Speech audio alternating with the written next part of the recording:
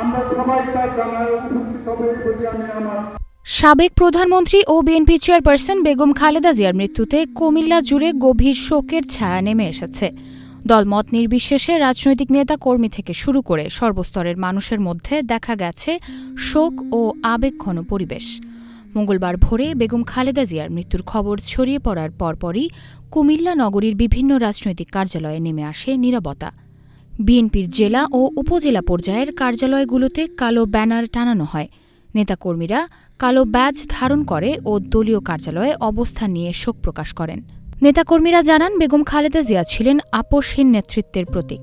গণতন্ত্র, ভোটাধিকার ও মানুষের অধিকার আদায়ের সংগ্রামে তিনি আজীবন অবিচল ছিলেন। তার মৃত্যু দেশের রাজনীতিতে এক অপূরণীয় শূন্যতা সৃষ্টি করেছে। শুধু রাজনৈতিক অঙ্গনেই নয়, সাধারণ মানুষের মাঝেও দেখা গেছে গভীর শোকের প্রতিক্রিয়া।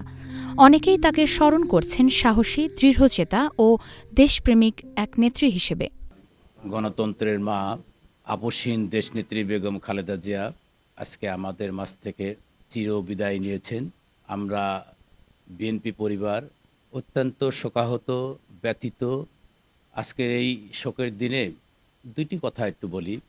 1986 সালে সর্বদল মিলে যখন ঘোষণা করল চিটাগাং লালদিঘির ময়দানে স্বৈরাচার এরশাদ সরকারের অধীনে যে নির্বাচন যাবে সে হবে জাতীয় বেঈমান, কয়েকটি দল এরশাদের সাথে হাত মিলিয়ে নির্বাচনে গেলেন। দেশনেত্রী বেগম খালেদা জিয়া রাজপথ বেছে নিলেন, যার পরিপ্রেক্ষিতে বাংলাদেশের জনগণ ওনাকে আপোষহীন নেত্রী হিসাবে আপনার উপাধিটা দিলেন। আবার দেখেন, উনি এত অসুস্থ, তারপরেও এই ফ্যাসিস্ট সরকার চেষ্টা করেছে বাংলাদেশ থেকে ওনাকে বিতাড়িত করার জন্য। দেশনেত্রী বেগম খালেদা জিয়া বলছেন, আমার ঠিকানা আমার বাংলাদেশ। এরকম নেত্রী শত বছরের আর জন্ম নেবে কিনা আমার কাছে সন্দেহ।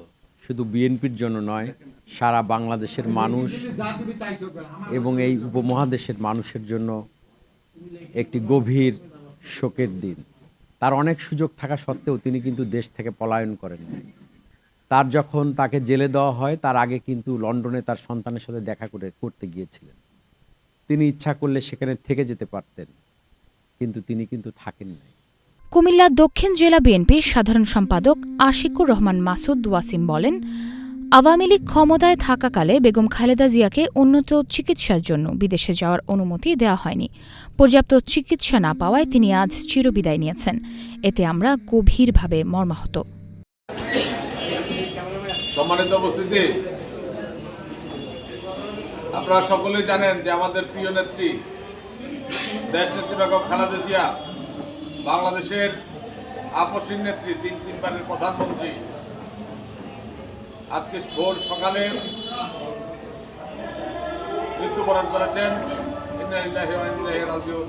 জেলা এবং মহানগর বিএনপি সব পুরো দেশবাসী আমরা শোকাহত।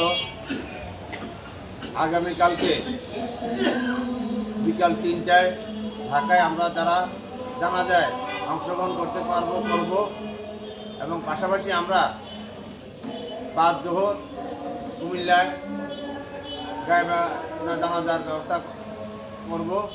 যারা যেতে পারবে না ঢাকায়, তাদেরকে আমাদের এই যে আমাদের দলের উদ্যোগে গায়বা জানাজা হবে, সেখানে সে জানাজায় উপস্থিত থাকার আহ্বান জানাচ্ছি এবং সকলকে বলবো আমরা প্রত্যেকেই আমরা আমাদের দেশনেত্রী, গণতন্ত্রের মা, আমাদের মা, আমরা সবাই ওনার জন্য দোয়া করব। আল্লাহ যাতে ওনাকে জান্নাতুল ফেরদৌস দান করেন এবং ওনার রেখে যাওয়া কর্ম, ওনার আদর্শ বুকে নিয়ে আমরা আগামী দিনে পথ চলতে পারি, সেই হিসাবে আমরা সবাই চলব।